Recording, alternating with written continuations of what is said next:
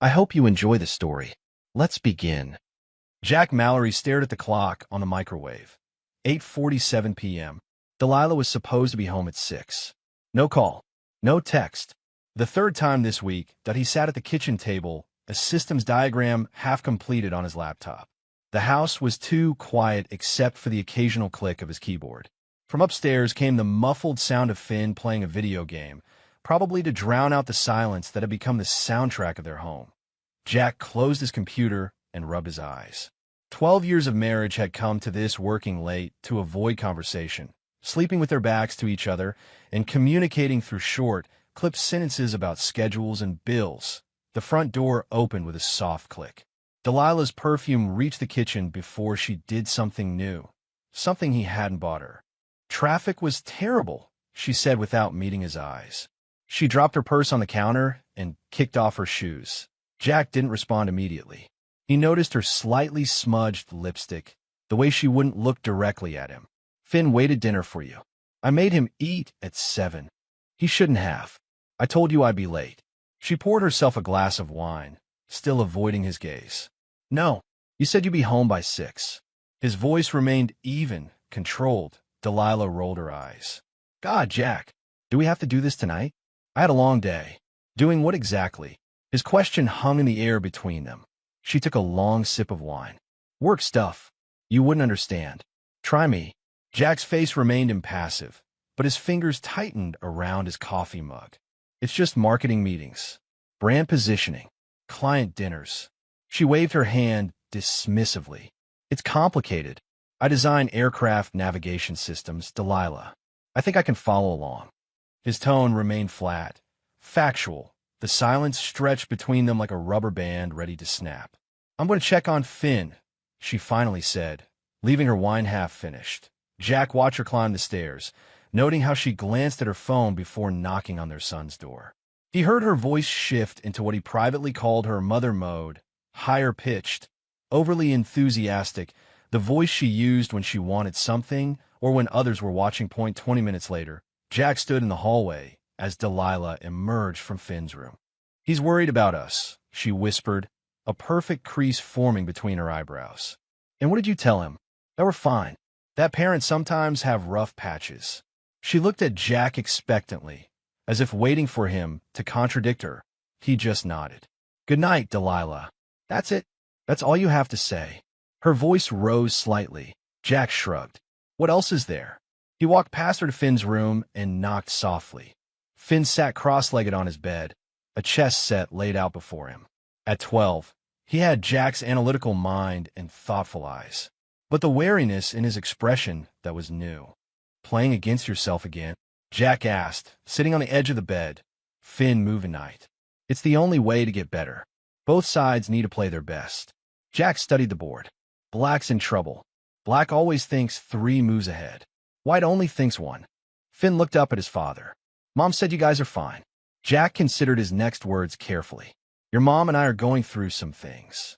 But nothing for you to worry about, all right? Finn's eyes narrowed slightly. That's what she said too. Almost exactly. Great minds. Or practiced lines. Finn moved his bishop. Check. Jack studied his son with a mixture of pride and sadness.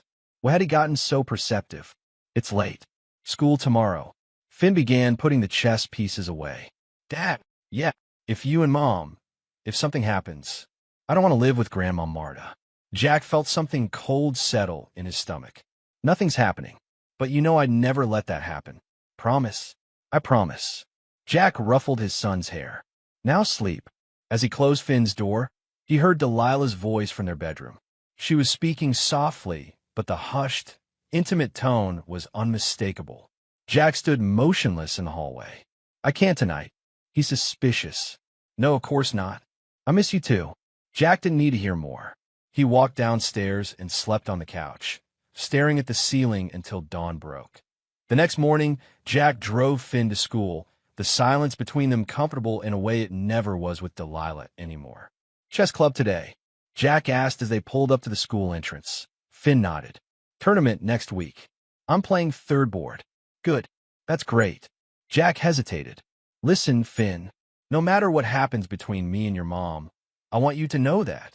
Dad, Finn cut him off. I know. He grabbed his backpack and opened the car door. See you at 5? 5 sharp.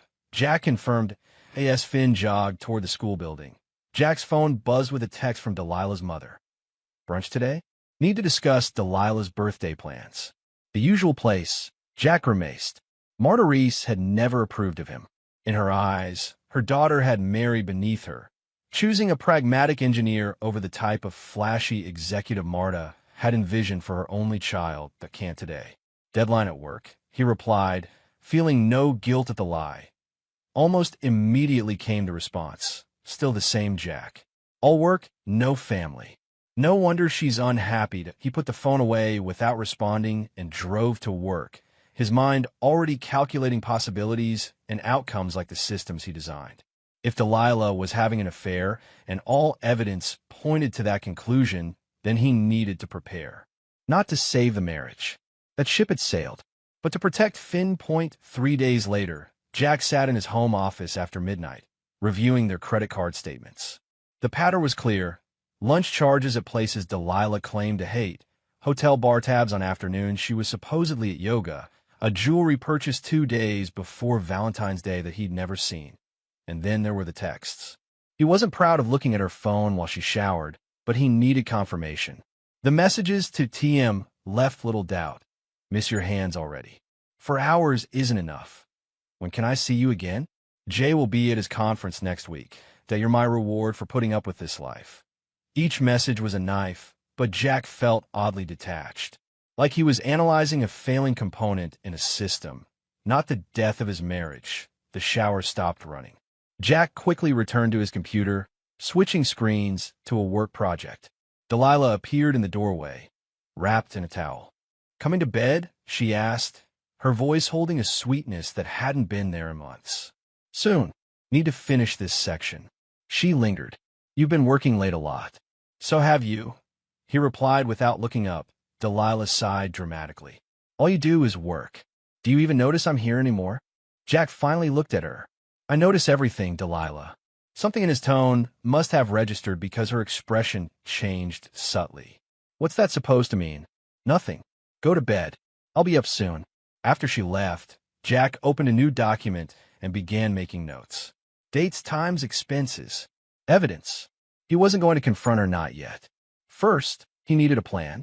Jack can be so controlling sometimes, Delilah said with a practiced sigh, stirring her mimosa with theatrical weariness. Jack, returning from the restroom at their friend's Sunday brunch, paused just out of sight behind a large potted plant. The restaurant buzzed with weekend conversation, providing perfect cover for eavesdropping. Really? Lisa, their longtime friend, sounded surprised. He's always seemed so steady. That's what everyone thinks. Delilah leaned forward conspiratorially. But at home? He keeps track of every penny I spend. Questions where I go, who I see. He's emotionally unavailable, then gets angry when I make plans without him. Jack felt a cold anger settle in his chest. The systematic dismantling of his character had begun, and with friends they'd known for years, he waited 30 seconds, then approached the table with a neutral expression. Sorry about that. What did I miss? Lisa looked uncomfortable, but Delilah smiled brightly. Just girl talk. Later that afternoon, Jack stood in the kitchen preparing dinner, while Finn worked on homework at the table. Delilah had left for coffee with the girls shortly after they'd returned home. Dad, Finn looked up from his math worksheet. Is everything okay with you and Mom? Jack set down the knife he was using to chop vegetables. Why do you ask? I heard her talking to Grandma Marta on the phone yesterday. She said you were. Finn hesitated, clearly uncomfortable. It's okay. What did she say? She said you were suffocating her, that she needed space. Finn's eyes dropped back to his homework. And Grandma said something about how nobody would blame her if she left. Jack carefully resumed chopping. Adults sometimes go through rough patches, Finn. Your mom and I are working through some things. Are you getting divorced? The directness of the question startled Jack. He set the knife down again and sat across from his son. I don't know. Would it upset you if we did? Finn considered the question with the same careful deliberation he gave to chess moves. I don't like how quiet the house is now, or how you and Mom pretend everything's okay when other people are around. Jack nodded. I don't like that either. If you get divorced, who would I live with? There was the question that had been keeping Jack up at night. What would you want? Finn didn't hesitate. You. The simple declaration hit Jack harder than he expected. He swallowed the sudden lump in his throat. Then that's what we'd figure out. The front door opened, and Delilah's voice called out, "I'm home." She appeared in the kitchen doorway, her smile tight and eyes assessing the scene before her. Jack and Finn in what appeared to be serious conversation. "What my boy's up to?" Her voice carried a false brightness. "Homework and dinner," Jack replied evenly. Her phone buzzed in her purse.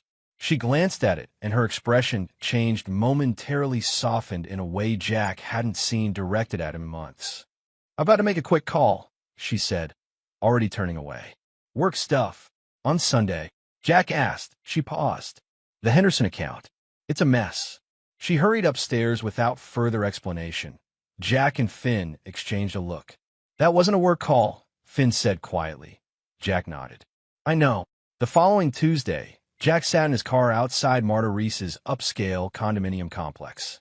Delilah had told him she was working late, but her car was clearly visible in her mother's visitor parking space. He wasn't proud of following her, but he needed to understand what he was up against. 15 minutes of waiting paid off when Delilah emerged with her mother. They stood talking beside Delilah's car, unaware of his presence, several spaces away. Jack couldn't hear their words, but their body language told him enough. Marta's expression was animated, her hands gesturing emphatically as she spoke. Delilah nodded repeatedly, occasionally wiping at her eyes in what Jack recognized as her practiced emotional distress routine, the same one she used when trying to get her way at parent-teacher conferences. As Delilah got in her car, Marta spotted Jack. Her expression froze, then transformed into a smile that never reached her eyes. She waved with exaggerated friendliness, then immediately pulled out her phone, presumably to warn Delilah. Sure enough, Jack's phone buzzed moments later with a text from his wife. "Why are you spying on me?" He didn't respond. Instead, he started his car and drove to the one place he knew would offer clear perspective: his old friend Renee's house. Renee Baylor answered her door in sweatpants and a faded military academy t-shirt, her short gray-streaked hair uncombed. "Jack, what's wrong?"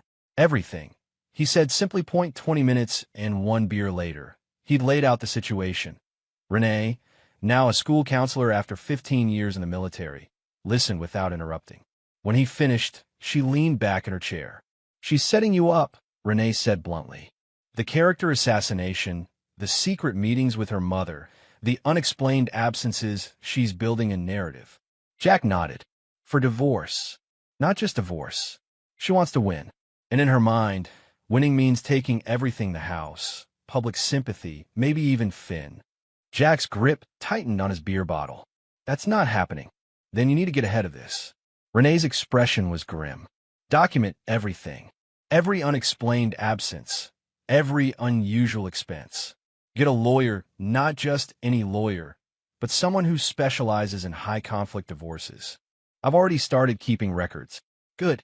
"And Jack," Renee fixed him with a serious look, "don't confront her yet. Let her think she's winning. The element of surprise will be your only advantage."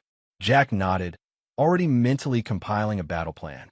"I should get home before she starts wondering where I am." As he drove home, Delilah called. He put the call on speaker. "Where are you?" Her voice was sharp with accusation. "Out with a friend. I needed to clear my head. After stalking me at my mother's." Jack kept his voice calm. "I wasn't stalking you, Delilah. I was driving by and saw your car. So now you're checking up on me? Controlling where I go." He recognized the tactic, twisting his actions to fit her narrative. "I'm heading home now. We can talk then." "Don't bother. I'm going to bed. Finn's already asleep." She hung up before he could respond. When Jack arrived home, the house was dark except for a single lamp in the living room. He checked on Finn, who was indeed asleep, then went to his home office instead of the bedroom. He opened his laptop and began researching divorce attorneys in their area. An hour later, his phone buzzed with a text from a number he didn't recognize. "She doesn't deserve you." "Never did." RNA, looking out for him as she had since they were 18-year-old freshmen in college. He allowed himself a small smile, his first genuine one in weeks, and continued his research. 3 weeks of uneasy silence followed. Jack and Delilah operated like satellites in distant orbits, communicating only when absolutely necessary. The credit card charges continued restaurants, hotels, an expensive watch from a boutique downtown, but Jack said nothing that he focused instead on Finn, helping with science projects, attending chess tournaments, creating memories and stability in a house that felt increasingly like it was built on quicksand. Bishop to e4, Finn said, moving his piece across the board. They sat in their favorite coffee shop, the Saturday afternoon sun streaming through the windows. Jack studied the board, noting the trap Finn had laid 3 moves ago. Knight takes bishop, Jack countered. Check. Finn frowned, reassessing the board. I didn't see that. You were focused on your attack. Left your king exposed. Like Mama's doing to you. Finn asked quietly. Jack looked up sharply. What do you mean? Finn kept his eyes on the chess pieces. She's so busy texting that guy Trevor that she doesn't notice what's happening around her. Jack's heart stuttered. Trevor, the guy from the gym. The one she calls TM in her phone. Finn moved his king out of check. I saw his name when her phone was on the counter. She calls him her reward. Jack struggled to keep his expression neutral. How do you know all this? I'm 12, Dad. Not blind. Finn's eyes finally met his. Are you going to do something about it? Before Jack could answer, his phone buzzed with a text from Delilah. We need to talk when you get home. Important. Looks like I might be doing something sooner than I planned. Jack said, showing Finn the message. Finn's face fell. Is this it? Are you guys getting divorced? Jack reached across the table and placed his hand on Finn's shoulder. Whatever happens, you and I are a team. Remember that. They finished their game in silence, Jack allowing Finn to win despite seeing 3 different paths to checkmate. Some victories were more important than others. The house was unusually clean when they arrived home. Delilah sat at the kitchen table, hands folded primly before her. She'd done her hair and makeup the full armor she wore when she wanted to be seen as the victim. Finn, go to your room, please, she said without preamble. No, Jack countered calmly. Whatever you have to say, you can say in front of him. He's old enough. Delilah's mask slipped momentarily, revealing a flash of anger before the wounded expression returned. Fine. Out your way. She took a dramatic breath. I want a divorce. Jack nodded. Okay. This clearly wasn't the response she expected. Her eyes narrowed. Okay. That's all you have to say. What do you want me to say, Delilah? That I didn't see this coming? I don't know about Trevor. Her face paled slightly. I don't know what you're talking about. Trevor Marks. Your trainer. The one you've been sleeping with for at least the past 4 months. Finn stood quietly beside his father, watching the exchange with solemn eyes. You've been spying on me. Delilah's voice rose, shifting to outrage. No, I've been paying attention. Jack kept his voice level. The late nights. The new perfume. The charges at hotels and restaurants you claim to hate. It wasn't difficult to piece together. You're toxic, Jack. Controlling. Emotionally unavailable. She was repeating phrases Jack had overheard her rehearsing with friends. I deserve to be happy. So do I, he replied simply. So does Finn. The doorbell rang, interrupting the standoff. Delilah's expression shifted to something like triumph. That's my mother. I asked her to come support me for this conversation. Of course she had. Jack walked to the door, Finn trailing behind him. Marta Reese stood on the porch, designer handbag clutched like a shield, her gray hair perfectly coiffed. Jack, she acknowledged coldly before pushing past him into the house. Her face softened when she saw Finn. There's my darling boy. Finn stepped back, avoiding her attempted embrace. Marta's smile faltered, but she quickly recovered and made her way to the kitchen where Delilah waited. Jack and Finn followed, finding Delilah now standing with her mother's arm around her shoulders. I've tried to make this work, Jack, Delilah said, her voice trembling with manufactured emotion. But I can't do it anymore. I've already spoken to a lawyer. I'm sure you have, Jack replied. I'm taking the house, she continued, gaining confidence. And the car. And the dog. And Finn. Jack asked quietly. Delilah and Marta exchanged a glance. You get the kid, she said dismissively. Marta actually laughed. At least the dog's trained. The silence that followed was absolute. Finn's face had gone completely white. Say that again, Jack said, his voice dangerously soft. Delilah at least had the decency to look embarrassed. Mom, stop. I didn't mean it like that. She turned to Finn. Honey, I just meant that Dad has always been better with the day-to-day stuff. You be happier with him. Finn looked at his mother with an expression far too old for his 12 years. Without a word, he turned and walked upstairs. They heard his bedroom door close with a quiet click. Well, that went well, Marta said sarcastically. Typical Jack, turning the child against his mother. I didn't say a word, Jack pointed out. You didn't have to, Delilah snapped. Your whole Marta routine speaks volumes. Jack looked between the two women, so similar in their practiced outrage and calculated manipulations, and felt a strange sense of clarity. This had been inevitable from the start. I'll have my lawyer contact yours, he said calmly. In the meantime, I think you should stay at your mother's. Finn and I will remain here. This is my house. Delilah's voice rose to a shout. Actually, it's our house. And since you're the one who wants out, you should be the one to leave. Jack held her gaze steadily. Unless you want to explain to Finn why he has to pack up and move while you bring your boyfriend here. Delilah's face contorted with rage. You can't do this. I'm not doing anything, Delilah. You are. Jack turned and walked upstairs, effectively ending the conversation. He found Finn sitting on his bed, a book open but clearly unread. You okay? Jack asked, sitting beside him. Did you know she didn't want me? Finn's voice was small. Jack chose his words carefully. I think your mom loves you in her way, but she loves herself more. Finn nodded slowly. What happens now? Now we make a plan. Jack put his arm around his son's shoulders. And we stick together. Later that night, after Delilah had left with Marta, taking only enough clothes for a week and promising a fight, Finn came to Jack's room. He stood in the doorway, a small recorder in his hand.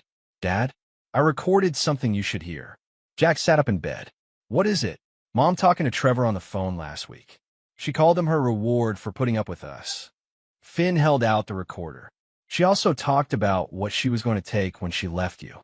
Jack stared at the device, then at his son. Finn, you shouldn't be recording people without their knowledge. I know, but I thought you might need it. Jack considered the recorder for a long moment. Let me hear it. Finn pressed play, and Delilah's voice filled the room. I can't wait to be done with this. The house, the car, everything. He won't fight. He never does. And Trevor, baby, you're my reward for putting up with all this. For putting up with him. A male voice responded. What about the kid? Jack can have him. I'm not cut out for the single mom life. Finn stopped the recording, his expression unreadable. Jack pulled his son into a tight hug. Don't say anything about this recording yet, okay? I have a plan. What kind of plan? The kind where the truth wins. Jack looked into Finn's eyes. Can you trust me on this? Finn nodded. Always.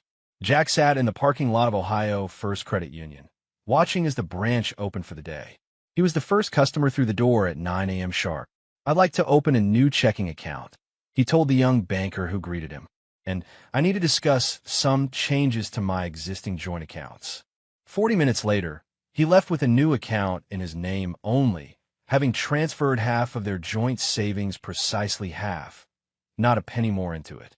He'd also frozen their shared credit card and removed his name from Delilah's premium card. The system engineer in him appreciated the elegant simplicity of financial separation.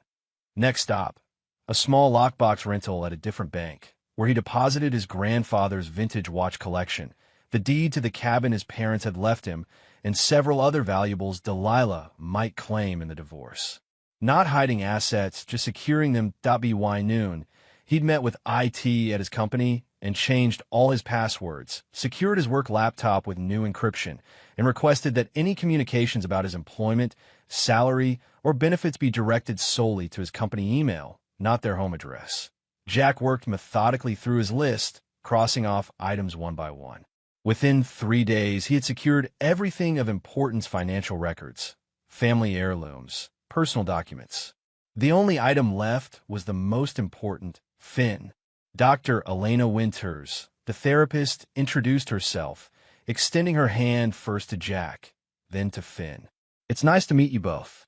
Her office was comfortable without being pretentious plants in the windows, Bookshelves filled with actual books, not just decorative props, and chairs that invited sitting rather than perching anxiously. "Thank you for seeing us on short notice," Jack said. "Your friend Renee is very persuasive." Dr. Winters smiled. "Now, why don't we talk about why you're here?" Jack glanced at Finn, who nodded slightly, giving permission. "My wife and I are getting divorced," Jack explained. "It's going to be contentious. I wanted Finn to have someone to talk to. Someone neutral." Dr. Winters turned to Finn. "How do you feel about that, Finn?" "Like Dad wants to make sure I don't get caught in the middle." Finn's voice was matter-of-fact. "And I want that too. You seem very perceptive." "He sees more than most adults give him credit for," Jack said. "I noticed things weren't right a long time ago," Finn added. "Mom changing. The way she talked about Dad when she thought I wasn't listening." Dr. Winters nodded. "Sometimes children notice the emotional weather in their homes more clearly than the adults do." "Will you tell my mom what I say here?" Finn asked directly. "No. What we discuss is confidential. I'll only share something if I believe you're in danger or if you give me permission to do so." She looked at both of them. "That goes for both of you. I'd like to meet with you individually," she continued. "Finn, would you mind if I speak with your father alone first? There's a great waiting area with books and games just outside." After Finn left, Dr. Winters' expression became more serious. "Tell me what's really happening, Mr. Mallory." Jack outlined the situation: Delilah's affair, her manipulation, the custody concerns in the same precise, unemotional manner he used for technical presentations. "And you haven't confronted her about the affair directly?" Dr. Winters asked. "No. She knows that I know, but we haven't discussed details." "May I ask why not?" Jack considered the question. "Because right now, she thinks she's winning. That gives me time to prepare." "Prepare for what?" "For protecting Finn." Jack leaned forward. "Look, my marriage is over. I accepted that months ago. But Delilah and her mother think I'm just going to roll over, give up the house, take minimal custody, be the weekend dad who gets pushed further and further to the margins. And you're not going to do that." "No. I'm building a case for full custody, documenting her absence, her neglect, her manipulation. When we go to court, I want the judge to see exactly who Delilah is beneath the perfect mother facade." Dr. Winters studied him. "Revenge. Justice," Jack corrected. "For Finn. He deserves a stable home with a parent who puts him first." "And that's you?" "Yes." Dr. Winters nodded slowly. "All right. I'll work with Finn. But I have two conditions." "Name them." "First, this remains a safe space for him. No mining him for information about his mother. No using therapy as a weapon in your divorce." "Agreed." "What's the second?" "You get your own therapist. Someone separate from me. This situation is going to get worse before it gets better. You need support too." Jack hesitated, then nodded. "Fair enough." As they wrapped up their session, Dr. Winters added, "One more thing, Mr. Mallory. When you fight monsters, be careful not to become one yourself." Jack smiled thinly. "I'm not fighting a monster, Dr. Winters. I'm fighting a chess player who's used to her opponents not seeing 3 moves ahead. That's her mistake, not mine." Over the next 3 weeks, Jack established new routines with Finn. They ate breakfast together every morning. Jack drove him to school and picked him up whenever possible. They worked on homework together in the evenings, played chess, and talked about what was happening. Delilah visited sporadically, always announcing her arrival with texts just minutes before appearing, as if catching them unprepared might reveal something she could use. "I'm taking Finn to dinner," she declared one Thursday evening, arriving unannounced at the front door. Jack, who'd been helping Finn with his science project, didn't argue. "Sure. Be back by 9. It's a school night." Delilah frowned. "Since when do you set rules about when I see my son?" "Since you decided to live elsewhere," Jack replied calmly. 9 o'clock. "Finn needs his sleep." "Fine." She turned to Finn with a bright smile that didn't reach her eyes. "Ready, sweetheart? I thought we'd try that new Italian place downtown." Finn glanced at Jack, who nodded encouragingly. "Okay, let me get my jacket." When Finn was out of earshot, Delilah moved closer to Jack, her voice dropping to a harsh whisper. "My lawyer says you've removed your name from our credit cards." "Yes." "And opened your own bank account." "Also yes." Her eyes narrowed. "You're making this difficult on purpose." "I'm being practical. We're getting divorced, Delilah." Financial separation is standard procedure. Nothing with you is standard procedure. She adjusted her designer purse strap. Trevor is excited to meet Finn properly. The calculated attempt to provoke him failed. Jack simply nodded. That's Finn's decision. If he wants to meet Trevor, I won't stand in the way. This clearly wasn't the reaction she wanted. Her face hardened. You've changed. No, Jack corrected her. I'm exactly who I've always been. You're just finally paying attention. Finn returned, and Delilah's expression instantly transformed into maternal warmth. Let's go, baby. I missed you so much.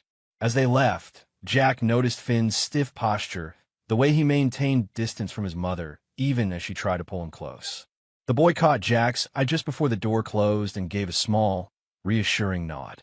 Jack spent the evening documenting the interaction and reviewing the file his lawyer had started building. With each piece of evidence, text messages, financial records, witness statement from neighbors who'd seen Trevor coming and going from their house while Jack was at work, the case for full custody grew stronger. When the doorbell rang at precisely 9 p.m., Jack was surprised to find Finn alone on the porch. Where's your mom? She dropped me off. Finn's voice was flat. Trevor was at the restaurant. They're going to his place. Jack nodded, hiding his anger. How was dinner? Trevor kept calling me little man and asking if I was any good at sports. Finn walked past Jack into the house. Mom kept saying how Trevor could teach me to lift weights. Maybe make me more of a man. Jack's hands clenched involuntarily.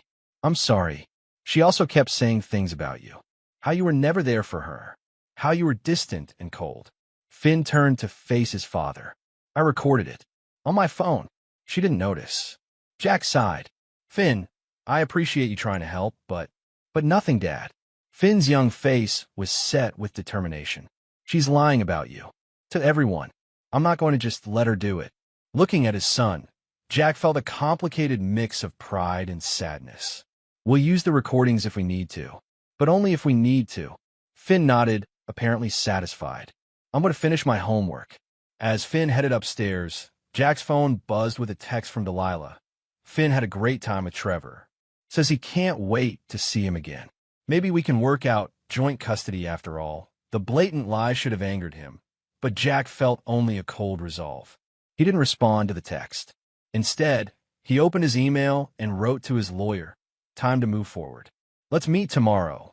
Jack always was the quiet one, Delilah said, dabbing at her eyes with a tissue. I thought it was because he was thoughtful.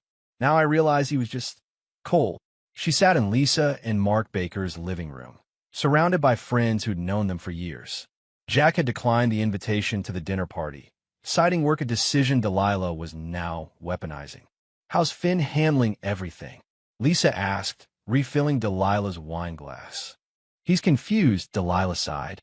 Jack has been filling his head with all sorts of things, trying to turn him against me. Mark frowned. That doesn't sound like Jack. Delilah leaned forward, her voice dropping conspiratorially. There's a lot about Jack you don't know. The control issues, the emotional withdrawal. I've been walking on eggshells for years. Across town, Jack sat in Atticus Noel's office, reviewing the evidence they compiled. Noel, 40-something, sharp-eyed, with a reputation for ruthless ethical practice, spread the documents across his desk. She's been busy, Noel observed, scanning a printout of social media posts where mutual friends express support for Delilah. The smear campaign is in full swing. I expected that, Jack replied. What concerns me is Finn. She's starting to pressure him during their visits. How so? Telling him I never wanted a family, that I blamed her for getting pregnant. None of it true. Jack's expression remained neutral, but his voice tightened. She's also pushing her new boyfriend on him, taking him to restaurants where the boyfriend happens to show up. Noel made notes. How's Finn responding? He sees through it. But he's 12. He shouldn't have to deal with this level of manipulation. Evidence of parental alienation strengthens our case, Noel said. But we need more than just your word against hers. Jack nodded. Finn's been recording their conversations. Noel's eyebrows rose. Without her knowledge? Yes. I didn't ask him to. He started doing it on his own. Complicated, Noel muttered. Potentially very useful, but also risky. Ohio is a one-party consent state for recordings, but having a minor record conversations specifically for custody proceedings gets into murky territory. I told him to stop, Jack said, but he's determined to protect himself. And me. Noel tapped his pen against the desk. Let's keep those recordings as a last resort. In the meantime, I've requested a guardian ad litem for Finn, a court-appointed advocate who will represent his interests specifically. Good. When will that happen? Judge Marshall is reviewing the request now. Should hear back within the week. Noel leaned back in his chair. Now, tell me about this boyfriend. Trevor Marks, right? What do we know about him? Jack handed over a folder. Gym trainer. 3 DUIs in the past 5 years, though the most recent was reduced to reckless driving. 2 ex-girlfriends with restraining orders against him. Lives in a studio apartment downtown that he can barely afford. Noel whistled low. You've been thorough. I'm an engineer. Being thorough is what I do. Jack hesitated. There's more. He's been showing up at Finn's school events. Chess tournaments, science fairs, places where Delilah never bothered to go before. As her guest, as her proxy. Jack corrected. Last week, Finn had a chess match. Delilah had a headache, so she sent Trevor to watch him instead. The coach called me because Trevor was being disruptive, kept yelling out advice during the matches. Noel wrote this down. Did you attend as well? I was already there. I attend all of Finn's events. Jack's voice remained even, but Noel noticed the slight tension in his shoulders. Trevor tried to sit with me. Kept talking about how he and Delilah were getting serious. How he was looking forward to being Finn's stepdad. Deliberate provocation, Noel observed. Obvious provocation, Jack corrected. The kind that works on men who can't control their tempers. And how did you respond? I didn't. I moved seats and watched my son's match. A flicker of a smile crossed Jack's face. Finn won, by the way. Trevor left before the trophy presentation. Noel closed his notebook. Keep doing exactly what you're doing. Document everything. Avoid confrontation. Let Delilah and her boyfriend dig their own holes. On the drive home, Jack called to check on Finn, who was staying with Renee for the evening. We're building a model rocket, Finn reported, enthusiasm in his voice for the first time in weeks. Remember the aerodynamics principles I showed you? Jack asked. Yep. Renee says I'm a natural engineer like you. Jack smiled. I'll pick you up at 8, okay? Okay. Oh, and Dad? Mom called. She wants me to spend the weekend at Grandma Marta's. Jack's smile faded. What did you tell her? That I have a chess tournament on Saturday. Which is true. It is. And I need to be there to take you. That's what I said. Finn's voice dropped slightly. She got angry. Said I was choosing you over her. Jack sighed. I'm sorry, Finn. You shouldn't be put in that position. It's okay, Dad. I can handle Mom. There was a maturity in his voice that broke Jack's heart. Renee says we're building character through adversity. Renee would say that. Jack chuckled. See you at 8. As he ended the call, a text came through from an unknown number. Enjoying your time with MY, son? Won't last long. Better lawyer than yours. Trevor. Jack blocked the number without responding and added the text to his growing file of evidence. The battle lines were clearly drawn now. 2 days later, Jack stood at the back of Finn's classroom during the 6th grade science fair. Parents clustered around the various projects, exclaiming over volcanoes, solar systems, and plant growth experiments. Finn's project, a demonstration of how navigation systems triangulate position, had drawn significant attention from the judges. Mr. Mallory, Finn's teacher, Ms. Bentley, approached with a concerned expression. Could I speak with you for a moment? Jack followed her into the hallway. Is something wrong with Finn's project? No, his work is excellent as always. She hesitated. It's about your ex-wife. She called the school this morning, asking for copies of Finn's records, grades, attendance, disciplinary history, everything. Jack frowned. Did you provide them? I explained that we needed proper documentation and both parents' consent for a full records release. Ms. Bentley lowered her voice. She became agitated. Said some concerning things about your relationship with Finn. What kind of things? That you were becoming controlling of Finn. That he seemed afraid to displease you. Ms. Bentley looked uncomfortable. Mr. Mallory, I've known Finn for 2 years now. This doesn't match what I see. He's thriving academically, has healthy friendships, and seems more balanced than many children whose parents are divorcing. Jack nodded slowly. My wife and I are in a custody dispute. She's building a case. I gathered as much. Ms. Bentley straightened her shoulders. Just so you know, if I'm called to testify about Finn's well-being and academic performance, I'll speak to what I've actually observed, not what I'm being told to see. Thank you. They returned to the classroom just as Delilah arrived 40 minutes late, but making an entrance in a designer dress far too formal for a school event. Trevor followed behind her, his muscular frame awkward in a tight button-down shirt. Finn, in the middle of explaining his project to the judges, faltered momentarily when he spotted them. His eyes found Jack, who gave him a reassuring nod. Finn took a deep breath and continued his presentation. Delilah made her way to Finn's table, Trevor in tow. She waited impatiently for Finn to finish with the judges, then pulled him into a tight hug. "My brilliant boy!" she exclaimed, loud enough for nearby parents to hear. "I'm so proud of you." Finn endured the hug stiffly. "Thanks for coming, Mom." "Of course I came. I wouldn't miss it." She gestured to Trevor. "Look who I brought to see your project." Trevor clapped Finn on the shoulder with enough force to make the boy wince. "Hey, little man, smart stuff here. All those computers and wires, you're going to be a real geek like your dad. Huh?" Jack remained where he was, observing. Finn's discomfort was obvious to anyone paying attention, but Delilah seemed oblivious or worse, deliberate as she positioned Trevor beside Finn for photos. "Smile, you too. This is going on my Instagram." She tapped at her phone. "Trevor's going to take you for ice cream after this. Won't that be fun?" Finn glanced at Jack again. "Dad and I already have plans. We're going to the Science Museum." Delilah's smile tightened. "You spend so much time with your father. Don't you want to get to know Trevor better?" "Not really," Finn said quietly. Trevor's face darkened. "Listen, kid, is there a problem?" Jack finally approached, his voice calm. Delilah whirled toward him.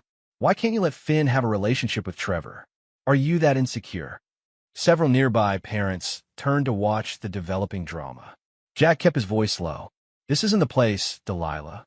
Finn's project is being judged. Let's not ruin his day." "Always the reasonable one," she hissed. "So everyone thinks you're the good guy while you're poisoning my son against me." "Mom," Finn interrupted, his young voice steady. "I need to talk to the next set of judges. Can we do this later?" The admonishment from her son seemed to jolt Delilah back to awareness of their surroundings. Her public persona reasserted itself immediately. "Of course, sweetie. We're so proud of you." She kissed Finn's cheek, then whispered just loud enough for Jack to hear. "We'll talk about your attitude later." As Delilah and Trevor walked away, Jack met Miss Bentley's gaze across the room. She nodded slightly, another witness to add to the record. Later that evening, as Jack and Finn examined the Mars rover exhibit at the Science Museum, Jack's phone buzzed with a text from Atticus Knoll, judge appointed GL for Finn. "Ellen Yates. Excellent reputation. First interview next Tuesday." Jack felt the first real hope he'd had in months. The pieces were falling into place. Renee Baylor's living room had become their unofficial war room. Maps of custody schedules, calendars tracking Delilah's visits and absences, and notes from various witnesses covered the dining table. "The guardian ad litem wants to interview each of us separately," Jack explained, handing Renee a cup of coffee. "You're on her list since you've been providing after-school care for Finn." Renee nodded. "What's your read on her?" "Ellen Yates? Thorough. No nonsense. Seems genuinely focused on Finn's well-being." "Good." Renee sipped her coffee. "How's Finn holding up?" Jack sighed. "Better than he should have to. Delilah's gotten more aggressive with the manipulation. Last week she told him I was trying to take him away from her forever, which is exactly what she planned to do to you," Renee observed. "The difference is I never said it to Finn." Jack's voice hardened. "She's using him as a weapon and a witness simultaneously." Renee studied her old friend. She'd known Jack since their freshman year of college, had watched him fall for Delilah despite her warnings, had seen him build his career and family with quiet determination, and had witnessed the slow erosion of his marriage. Through it all, Jack had maintained the same steady presence, never showing the emotional turmoil she knew must exist beneath the surface. "You're going to win this," she said with certainty. Jack looked up from the calendar he was studying. "I have to. You didn't see his face when Delilah said, "I could have the kid." Like he was an inconvenience. Kids are inconvenient, Renee said matter-of-factly. They're also amazing. Delilah only sees the first part. The doorbell rang, interrupting their conversation. Renee, check her watch. That'll be Ellen Yates. Right on time. Ellen Yates carried herself with the efficient precision of someone who'd seen every type of family drama and couldn't be shocked anymore. Mid-50s with silver-streaked dark hair and reading glasses on a chain around her neck, she shook hands firmly and got straight to business. "I've reviewed the preliminary filings," she said after settling in with a notepad. "I'll be conducting separate interviews with both parents, the child, and key witnesses like yourself, Ms. Baylor. My job is to determine what custody arrangement serves Finn's best interests." Jack nodded. "We understand." "Good." Ellen adjusted her glasses. "Mr. Mallory, I'd like to start with you. Ms. Baylor, would you mind giving us the room?" Once Renee had left, Ellen's expression became more focused. "Tell me about your relationship with your son." For the next hour, Jack detailed his involvement in Finn's life from daily routines to long-term educational decisions. He provided records of attendance at school events, medical appointments he'd handled, and the stable environment he'd created during the separation. "And what about before the separation?" Ellen asked. "Mrs. Mallory claims you were emotionally distant and primarily focused on work." "I have a demanding job," Jack acknowledged. "But I've always prioritized Finn. You could check with his teachers, coaches, and friends' parents. I wasn't the one missing dinner for work emergencies or skipping parent-teacher conferences." Ellen made notes. "Mrs. Mallory suggests you've been alienating Finn from her." "I've never spoken negatively about Delilah to Finn. Not once." Jack met Ellen's gaze steadily. "I believe children need both parents. All I've done is provide stability while Delilah figures out what she wants." "And her relationship with this Trevor Marks? How has that impacted Finn?" Jack chose his words carefully. "Finn is uncomfortable around Trevor. He's reported to me and to his therapist that Trevor makes inappropriate comments and tries to force a relationship Finn isn't ready for. Delilah prioritizes Trevor's inclusion over Finn's comfort." Ellen's pen paused. "Has Finn's therapist documented these concerns?" "Yes. Dr. Elena Winters. She has Finn's permission to share relevant information with you." The interview continued, Ellen probing every aspect of the family dynamics. Jack answered each question directly, providing evidence where he could. When they finished, Ellen closed her notebook. "I'll be speaking with Finn tomorrow after school. Is there anything else you think I should know?" Jack hesitated. Finn has been recording some of his interactions with his mother. Without her knowledge, Ellen's eyebrows rose. "That's unusual behavior for a 12-year-old. Finn is unusually perceptive, and he was tired of not being believed. Do you have these recordings?" "Finn does. He'll decide whether to share them." Ellen studied him for a long moment. "You're not what I expected, Mr. Mallory.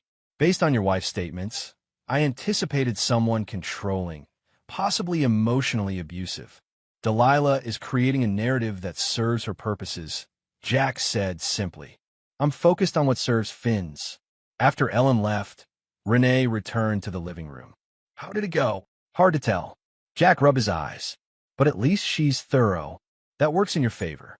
The more she digs, the more she'll see the truth." Renee sat beside him. "What's next?" "Court date is set for next month. Between now and then, Ellen completes her investigation, and we keep building our case." Jack's phone buzzed with a text. "It's Atticus. He wants to meet tomorrow. Says he has new information." "About what?" Jack's expression darkened as he read the rest of the message. "Trevor Marks has a history I didn't know about. One that might change everything."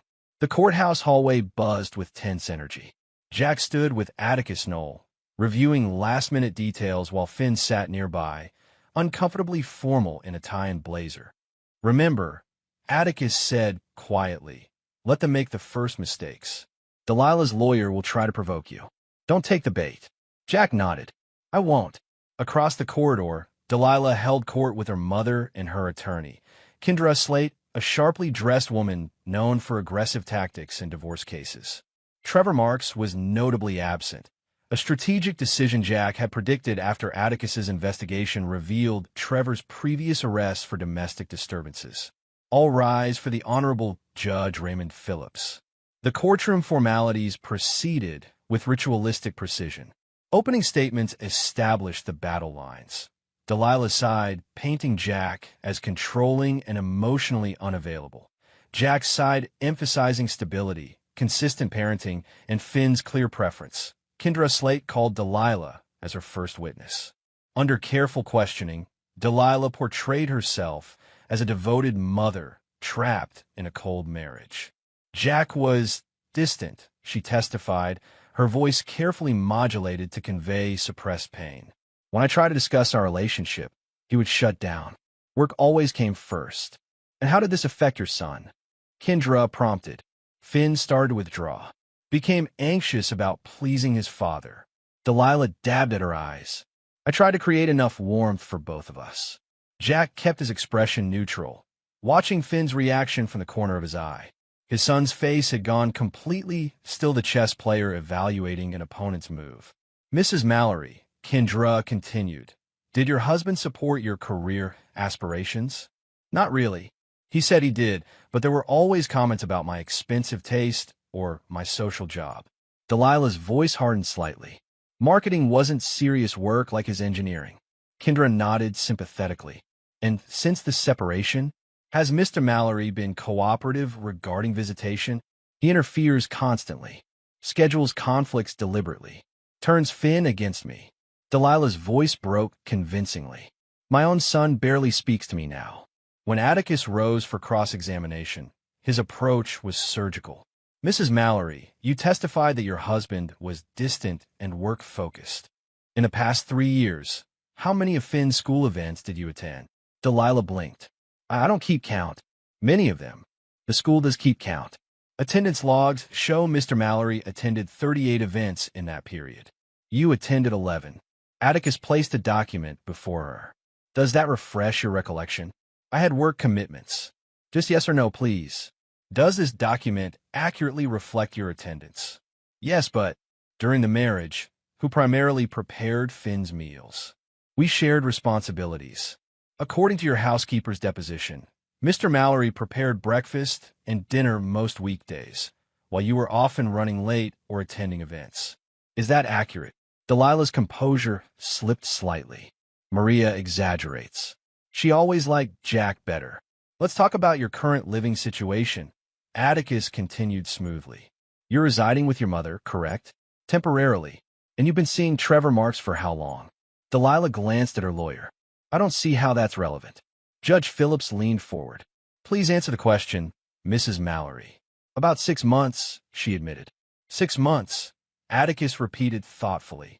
So your relationship began approximately 3 months before you asked for a divorce. Color flushed Delilah's cheeks. That's not we were just friends at first. Friends who exchanged text messages like this. Atticus handed a document to the judge, then to Delilah. Text from your phone to Mr. Marks, dated February 10th. Miss your hands already. For hours isn't enough. The courtroom grew very quiet. Delilah stared at the paper. You had no right to access my private messages. These messages were on a family plan phone, paid for by Mr. Mallory, with both names on the account. Atticus's voice remained calm, legally obtained and admissible. The cross-examination continued for another 30 minutes, each question methodically dismantling Delilah's narrative. By the time Atticus finished, she sat rigid with anger, her composed victim facade cracking. Next, Kendra called Marta Reese to testify about Jack's character. I never thought he was right for my daughter, Marta declared haughtily. Too rigid, too judgmental. Delilah needs someone who appreciates her spirit. And what have you observed of Mr. Mallory's parenting? Kendra asked. He's strict with Finn, always pushing academics, chess, logical thinking. Marta made air quotes. Boys need to run and play, not sit hunched over books all day. Atticus's cross-examination was brief but devastating. Mrs. Reese, you testified that Mr. Mallory is too rigid. Is that based on his refusal to use your family's influence to advance his career? Marta's eyes narrowed. I don't know what you mean. Let me refresh your memory. At a family dinner 5 years ago, you offered to connect Mr. Mallory with your friend on the board of Axiom Technologies. According to multiple witnesses, when he declined, preferring to advance on merit, you stated, and I quote, "No wonder Delilah complains. You're impossible to help." That's taken out of context. Is it? Atticus handed her another document. This is from your text message to your daughter last month. Once we get custody sorted, we'll make sure Finn gets a proper education.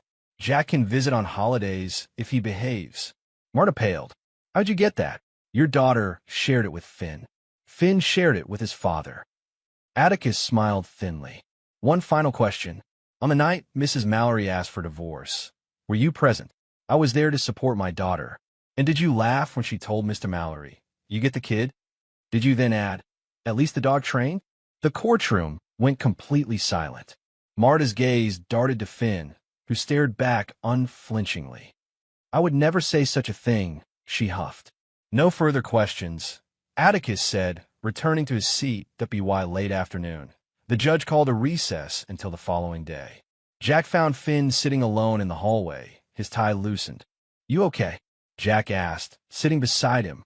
Grandma lied, Finn said simply. So did Mom. Jack nodded. People sometimes do that when they're scared or desperate. Are you going to lie too? No. Jack put his arm around Finn's shoulders. The truth is messy, but it's all we've got. Finn leaned against his father.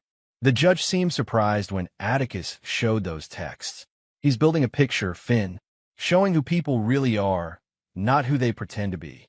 As they walked toward the parking lot, Delilah intercepted them, her expression tense. I need to speak with Finn. Alone. Jack looked to Finn, who shook his head slightly. Not a good time, Delilah. He's my son too, she hissed. You can't keep controlling everything. I'm right here, Finn said, his voice stronger than either parent expected. And I don't want to talk right now. Delilah's expression hardened. This is exactly what I was testifying about. He's turned you against me. Finn stepped slightly away from both of them. No one turned me against you, Mom. I have eyes. I can see. Before Delilah could respond, Marta appeared behind her. Come, Delilah. We need to regroup with Kendra. As they walked away, Marta turned back to glare at Jack. This isn't over. Not by a long shot. Jack nodded calmly. See you tomorrow. That evening, Jack and Finn sat at their kitchen table, pizza boxes open between them, reviewing the day. What happens tomorrow? Finn asked, picking off mushrooms from his slice. More witnesses. Your therapist will testify, but that will be private in the judge's chambers. Ellen Yates will present her report on what custody arrangement she thinks is best. Finn nodded thoughtfully. Well, I have to talk. Only if you want to. The judge might ask you some questions, but you don't have to say anything you're not comfortable with. I want to, Finn said firmly. I want him to hear the truth. Jack studied his son, this resilient, perceptive boy who'd been forced to grow up too quickly. Whatever you decide is fine. I'm proud of you either way. Finn met his father's gaze with the same steady determination. I know, Dad. That's why I need to do this. The second day of court proceeded much like the first, with a parade of witnesses from both sides.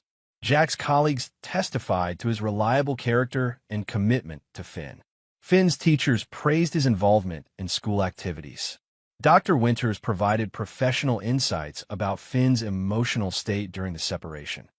Ellen Yates delivered her report with clinical precision, recommending primary physical custody to Jack with liberal visitation for Delilah. Based on my observation and investigation, she concluded, Finn Mallory has a secure, stable environment with his father. While Mrs. Mallory clearly loves her son, Mr. Mallory has demonstrated more consistent attention to Finn's daily needs and emotional well-being. The morning testimonies painted a clear picture, and Jack could see Judge Phillips's thoughtful expression as he took notes. By afternoon, both sides had presented their cases, and the judge turned his attention to Finn. I understand Finn Mallory is present and has expressed a desire to make a statement, Judge Phillips said, his tone gentling slightly. Is that correct? Atticus stood. Yes, Your Honor. Finn has asked to address the court. Very well. The judge looked directly at Finn. Son, you're not required to speak if you don't want to. This isn't about pleasing either of your parents. Do you understand? Finn nodded, straightening his tie. Yes, sir. All right then. Please come forward. Finn walked to the witness stand with his back straight. A miniature version of his father in posture, but with a determined expression all his own. After being sworn in, he looked out at the courtroom. "Thank you for letting me speak, Your Honor," he began, his voice surprisingly steady. "I've been listening to everyone talk about what's best for me, and I wanted to tell you myself." The judge nodded encouragingly. "Take your time." Finn took a deep breath. "I want to live with my dad. Not because he told me to say that, he actually told me it was okay to say whatever I really felt, but because he's always been there. For everything.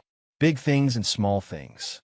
Delilah made a soft sound of protest that the judge silenced with a look. "My mom." Finn hesitated. "She loves me, I know that. But she doesn't really see me. Not the real me. She sees the kid she wants me to be." Finn reached into his pocket and pulled out his phone. "Can I read what Mom texted me last night?" Judge Phillips raised an eyebrow. "You have it on your phone?" "Yes, sir. She texted me at 10:42 p.m. The judge glanced at both attorneys, who seemed equally surprised. "Go ahead." Finn opened his text messages and began reading aloud. "Don't tell the judge about Trevor. Your dad will use it to hurt me. Lie if you have to. Remember, I'll buy you that gaming PC if you help me." The courtroom went completely silent. Judge Phillips leaned forward. "May I see that message, please?" Finn handed his phone to the bailiff, who brought it to the judge. Judge Phillips examined it carefully, then handed it back. "Mrs. Mallory," the judge said, his voice carefully controlled, "did you send this text to your son?" Delilah's face had drained of color. I was just trying to protect him from being used as a pawn by offering material bribes for false testimony." The judge's eyebrows rose higher. "It wasn't like that," Delilah protested, looking desperately to her lawyer. Kendra Slade appeared equally shocked, staring at her client with barely concealed dismay. Finn spoke again. "I have other messages, too, and recordings." Judge Phillips turned back to him. "Recordings?" "Yes, sir. Of Mom telling me Dad never wanted me. Of her and Trevor talking about me when they thought I wasn't listening. Of Grandma Marta saying they just needed to get through the custody hearing and then they could fix me so I wasn't so much like my father." The judge's expression darkened. "Those are serious allegations, son." "I know, sir. That's why I recorded them. So people would believe me." Delilah half rose from her seat. "He's just a child. He doesn't understand what he's saying." "Mrs. Mallory, sit down," Judge Phillips ordered sharply. "Mr. Knoll, were you aware of these recordings?" Atticus stood. "I was aware they existed, Your Honor, but I advised my client that we should build our case on direct testimony and documented evidence, not recordings made by a minor. Finn has chosen to bring them forward himself." The judge considered this, then turned back to Finn.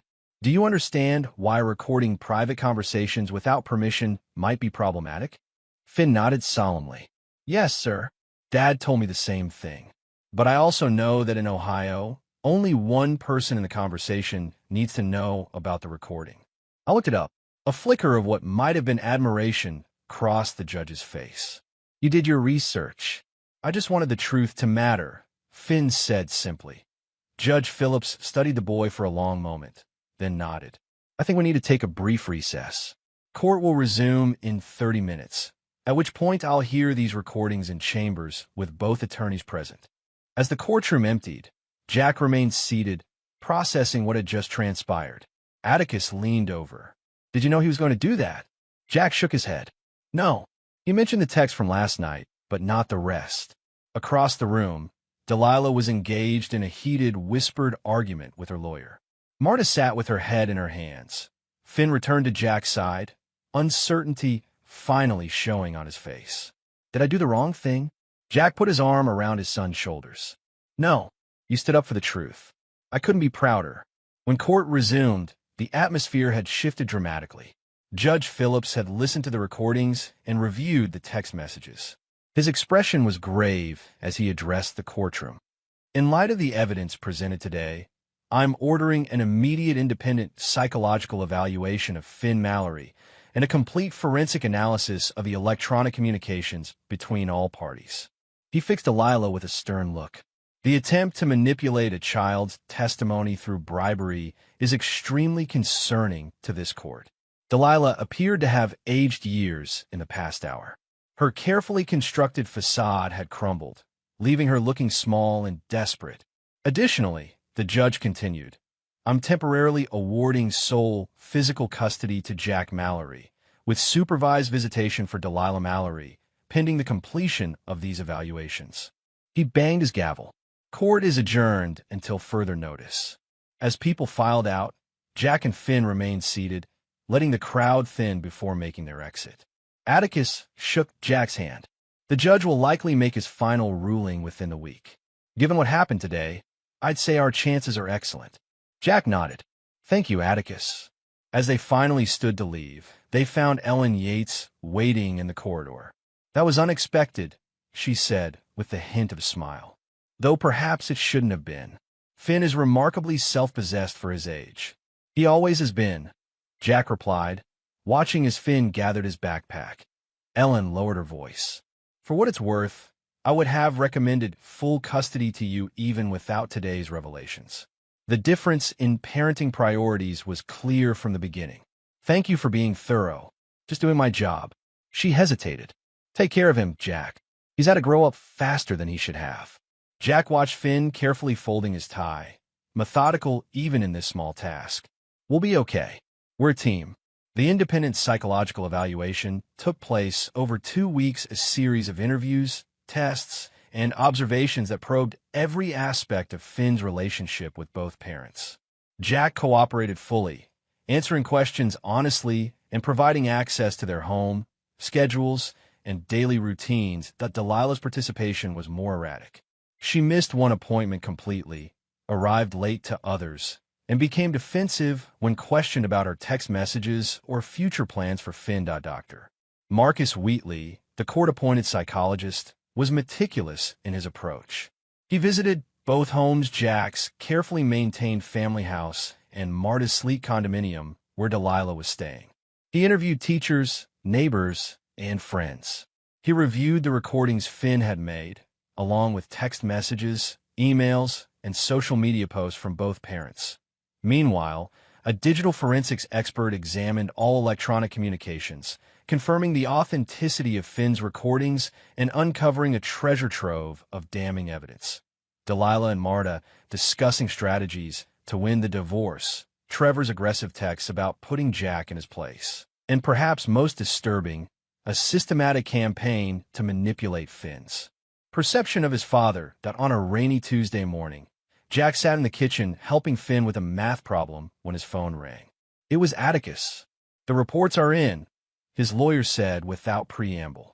Both the psychological evaluation and the digital forensics. And Jack kept his voice neutral, aware of Finn watching him. The psychologist's report is unequivocal. He's recommending full legal and physical custody to you, with supervised visitation for Delilah pending her completion of a parenting class and therapy. Jack closed his eyes briefly. The digital evidence. Conclusive. The expert found deleted texts from Delilah to Trevor discussing their plan to move Finn to a different school district once they had custody, one where he'd be less obsessed with academics and more normal. I see. There's more. Delilah's lawyer called me an hour ago. She wants to discuss settlement terms. Jack looked at Finn, who was pretending not to listen while solving equations. What kind of terms? They know they're losing. Kendra floated the idea of joint legal custody with primary physical custody to you. No. Jack's voice was firm. Not after everything that's happened. That's what I told her. Judge Phillips has scheduled a hearing for Friday to review the reports and make his final ruling. Atticus paused. You might want to prepare Finn. Whatever the outcome, Delilah isn't going to take this well. After ending the call, Jack sat beside Finn, who had abandoned any pretense of focusing on homework. The judge is making his decision on Friday, Jack explained gently. Finn nodded. He's going to let me stay with you, right? It looks that way. But your mom will still be part of your life, Finn. That's important. Even after everything she did. There was genuine confusion in Finn's voice. Jack chose his words carefully. She's still your mother. Her actions were wrong, but that doesn't erase your relationship completely. Finn considered this with his typical thoughtfulness. I don't hate her, you know. I just don't trust her. That's fair. Trust has to be earned back. Jack squeezed his son's shoulder. One step at a time, okay? Friday morning found them back in the now familiar courtroom.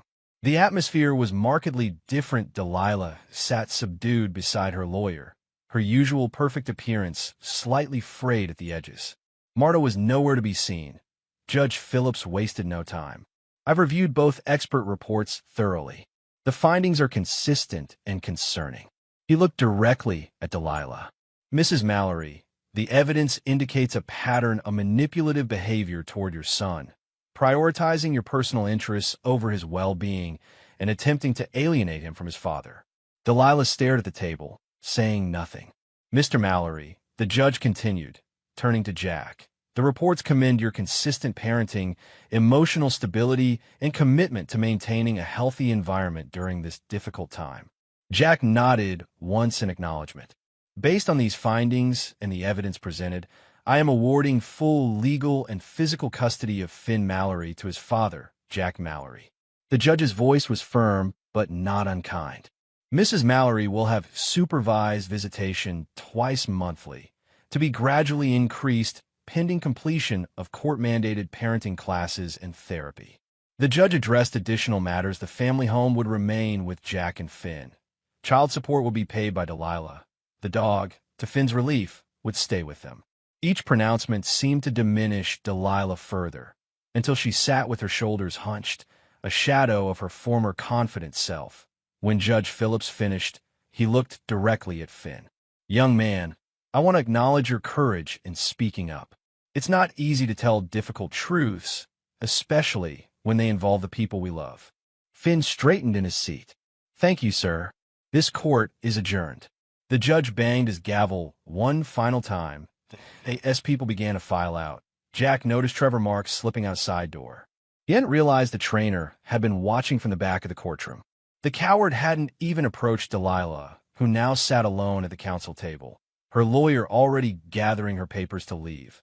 For a moment, Jack felt an unexpected twinge of pity. Then he remembered her words, "You get the kid," and the feeling faded. Outside the courthouse, reporters had gathered, alerted to the high-conflict case by court watchers. Jack guided Finn through the small crowd, declining to comment. As they reached their car, they heard Delilah's voice calling after them. "Jack, wait!" He turned, keeping Finn slightly behind him. Delilah stood alone on the courthouse steps, her expression a complex mixture of anger, defeat, and something like bewilderment. "This isn't over," she said, but the usual fire was missing from her voice. "It is, Delilah. For Finn's sake, accept that. Trevor says we can appeal. Find a different judge." Jack shook his head. "Where is Trevor now? I didn't see him supporting you in there." Her expression faltered. "He had a client session." "Of course he did." Jack opened the car door for Finn. "We'll have the visitation schedule sent to you. Finn will be ready on the appointed days." "Don't do this, Jack. Don't take my son from me." For the first time, genuine emotion cracked through her practiced persona. "I'm not taking him." The court decided based on actions. "Your actions." Jack's voice remained calm. "If you want a relationship with Finn, earn it. Show up. Be consistent. Put him first." He got into the car without waiting for her response. As they drove away, Jack glanced in the rearview mirror. Delilah still stood on the steps, looking lost and small against the imposing courthouse. "Is Mom going to be okay?" Finn asked quietly. Jack considered the question seriously. "She will be. Your mother is nothing if not resilient." She looked sad. Really sad, not pretend sad. "Sometimes it takes losing something to realize its value," Jack said. "Maybe this will be that moment for her." Finn nodded slowly. "Maybe." The first supervised visitation took place 3 weeks after the court ruling. Jack drove Finn to the family center where a social worker would oversee the 2-hour visit with Delilah. "Remember," Jack said as they parked, "if you feel uncomfortable at any point, you can ask Ms. Rodriguez to end the visit." Finn nodded. "I know, Dad. I'll be fine." Jack watched his son walk into the building with straight shoulders and steady steps. Pride mixed with a touch of sadness. No 12-year-old should have to navigate these complex emotional waters. 2 hours later, Finn emerged looking thoughtful, but not upset. How was it? Jack asked once they were driving home. Weird, Finn admitted. Mom cried. Like actually cried, not the fake crying she does. About what? She said she was sorry, that she didn't realize what she was doing. Finn looked out the window. She asked if I could forgive her. Jack kept his eyes on the road. What did you tell her? That I needed time. That forgiveness has to be earned through actions, not just words. He glanced at Jack. That's what Dr. Winters always says. She's right, Jack agreed. Did your mom accept that? I think so. She seemed different, smaller somehow. Finn fell silent for a moment. Oh, and she said Trevor's gone. They broke up. Jack processed this information without comment. He'd suspected Trevor would disappear once the convenience of the relationship evaporated. Men like that rarely stuck around when situations became difficult. That evening, as Jack was loading the dishwasher, his phone rang with a number he didn't recognize. Against his better judgment, he answered. Jack, it's Kendra Slate, Delilah's lawyer. Unexpected. What can I do for you, Miss Slate? I've withdrawn as Delilah's counsel, she said without preamble. I wanted you to know that I've advised her not to pursue an appeal. The evidence is insurmountable, and further litigation would only harm Finn. I appreciate that. There was a pause. Off the record, I had no idea about the extent of her manipulation. The text messages, the recordings when Finn presented that evidence. It was the first I'd heard of any of it. She didn't tell her own lawyer? Jack couldn't hide his surprise. No. She assured me the case was straightforward, a hard-working mother versus an emotionally unavailable father. Kendra's voice held a note of professional embarrassment. I've been practicing family law for 15 years. I should have seen through it. People like Delilah are good at presenting the version of reality that suits them, Jack said, finding himself in the strange position of almost comforting his ex-wife's attorney. Well, I'm sorry for my part in this. Finn seems like a remarkable young man. He deserves better. After they hung up, Jack sat at the kitchen table, turning this new development over in his mind. Without Trevor, without her lawyer, possibly even without her mother's unconditional support, Delilah was facing the consequences of her actions, perhaps for the first time in her life. His phone buzzed with a text from Delilah herself. Can we talk? Just once, off the record. About Finn. Jack considered ignoring it, then decided against it. For Finn's sake, some form of workable relationship with Delilah was necessary. When? Tomorrow. Coffee shop on Main St. 10 a.m. I'll be there. The coffee shop was neutral territory, a place they'd occasionally frequented as a family before the fractures became too deep. Jack arrived precisely at 10, ordered a black coffee, and chose a table near the window. Delilah arrived 5 minutes late. Her appearance noticeably toned down from her usual carefully constructed image. Her hair was pulled back simply, her makeup minimal, her clothes expensive but not ostentatious. Thank you for coming, she said, setting down her latte and sliding into the seat across from him. Jack nodded but said nothing, waiting for her to continue. I know you have no reason to believe anything I say, she began, but I want you to know that I'm starting therapy. Real therapy, not just the court-mandated sessions. Good. That should help with the visitation schedule eventually. She flinched slightly at his businesslike tone. This isn't about the visitation schedule, Jack. It's about me realizing what I've done. She took a shaky breath. When Finn looked at me in that courtroom, the disappointment in his eyes, it was like seeing myself clearly for the first time. Jack studied her, looking for the familiar signs of manipulation. To his surprise, he didn't see them. What he saw instead was something he hadn't witnessed in years. Genuine vulnerability. Trevor left, she continued when he didn't respond. The day of the ruling. Said he didn't sign up for all this drama. She laughed bitterly. Turns out my reward wasn't much of a prize. I'm not surprised, Jack said evenly. My mother and I had a huge fight too. She blamed me for botching the divorce. Delilah stared into her coffee. I'm staying in a hotel now. Couldn't bear to be around her anymore. Despite everything, Jack felt a flicker of concern. Are you okay financially? I'll be fine. The marketing firm is keeping me on. My boss was surprisingly understanding after I explained everything. She looked up at him. I don't expect your forgiveness, Jack. I don't deserve it. but I want to be better for Finn. Actions, not words, Delilah. That's what matters now. She nodded. I know. I needed you to know that I see what I did wrong. How I hurt both of you. Jack allowed himself to really look at her, this woman he'd once loved enough to marry, to build a life with, to have a child with. Somewhere along the way, she'd lost herself in her mother's expectations, in societal pressures, in her own insecurities. For what it's worth, he said finally, I hope you find what you're looking for, Delilah. And I hope part of that includes being the mother Finn deserves. Tears filled her eyes. Thank you. As they parted outside the coffee shop, Delilah hesitated. Jack, one more thing. Finney's so much like you. That steadiness, that integrity. I used to find it frustrating, but now... She shook her head. Now I'm grateful for it. It saved him from becoming like me. Jack watched her walk away, a strange sense of closure settling over him. Not forgiveness that might never come, but perhaps the beginning of understanding. 6 months later, on a crisp autumn afternoon, Jack and Finn walked Wilson, their golden retriever, through the neighborhood park. The leaves had turned brilliant shades of red and gold, and the air carried the particular clarity of fall in Ohio. Dad, Finn asked as they stopped to let Wilson investigate an interesting tree. Do you think Mom's really changed? The question didn't surprise Jack.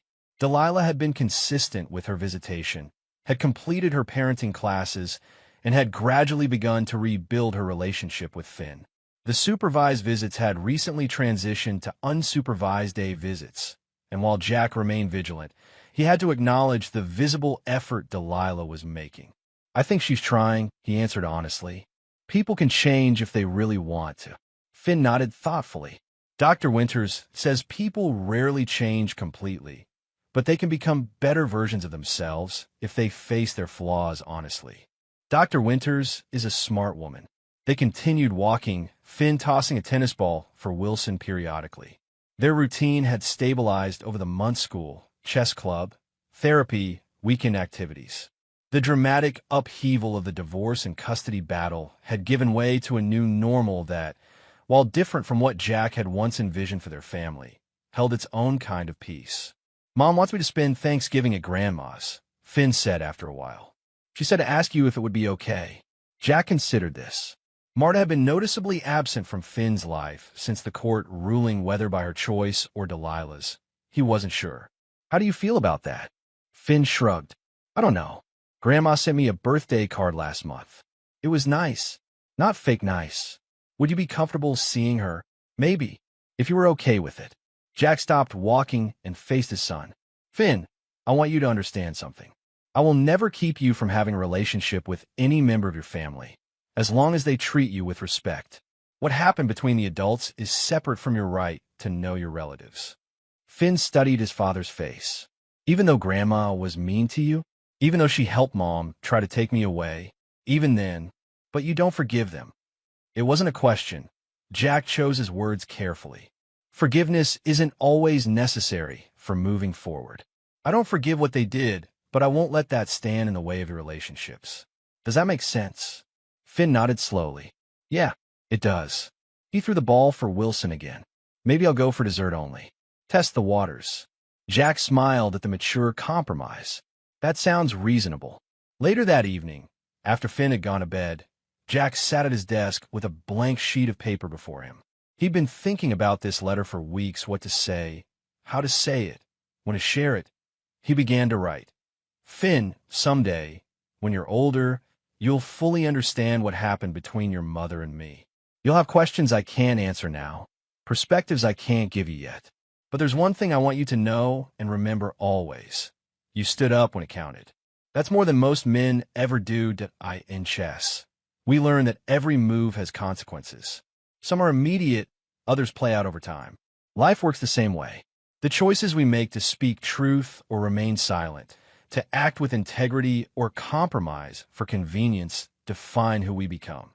Never let anyone bury the truth. Not even when it hurts. Not even when it would be easier to look away.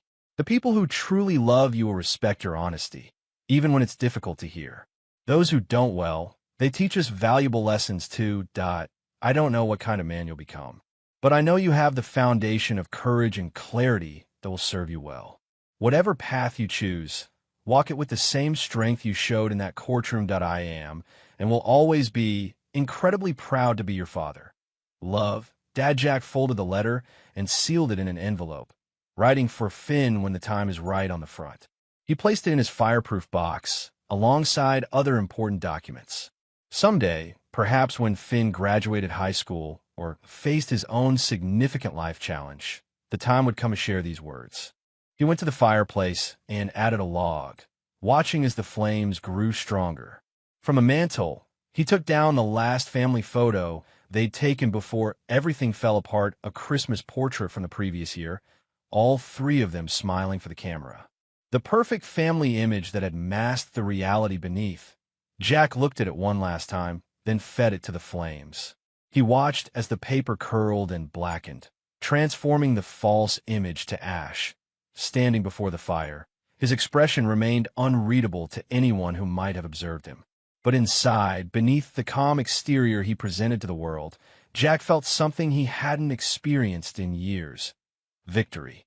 Not the hollow victory of winning against Delilah, but the deeper victory of preserving what mattered most: his relationship with his son, built on honesty and integrity. The truth had won. And in the warmth of that knowledge, Jack finally found peace.